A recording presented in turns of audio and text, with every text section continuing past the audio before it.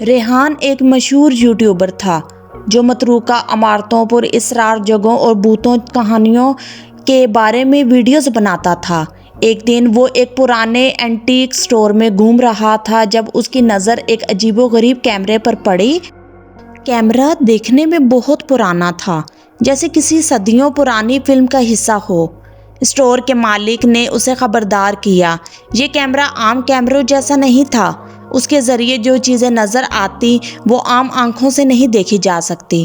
ریحان نے اسے ایک معمولی کہانی سمجھا اور کیمرہ خرید لیا، یہ سوچ کر کہ یہ اس کے یوٹیوب چینل کے لیے بہترین ہوگا۔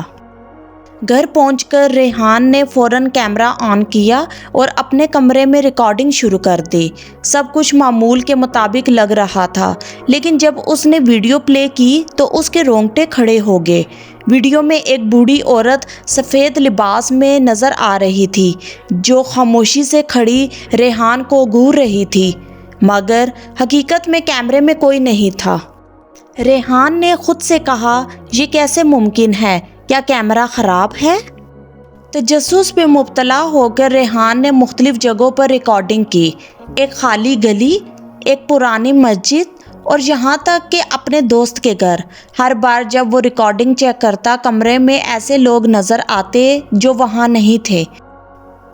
کوئی جنگ میں مارا گیا فوجی، کوئی روتی ہوئی بچی، کوئی سایہ جو مسلسل حرکت میں تھا۔ ریحان کا خوف اب تجسس میں بدل چکا تھا۔ وہ جاننا چاہتا تھا کہ آخر یہ کیمرہ کیسے کام کرتا ہے۔ پھر ایک دن اسے ایک پرانی کتاب ملی جس میں اس کیمرے کا ذکر تھا۔ کتاب کے مطابق یہ کیمرہ دراصل ایک بدروحوں کا قید خانہ تھا۔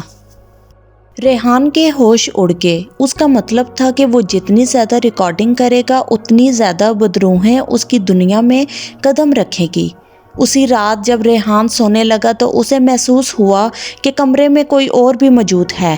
اچانک ایک سرگوشی سنائی دی، تم نے ہمیں آزاد کیا ہے، اب ہم تمہارے ساتھ رہیں گے۔ ریحان نے آنکھیں کھولی تو سامنے ایک سیاہ سایہ کھڑا تھا جس کی آنکھوں میں ایک خوفناک چمک تھی۔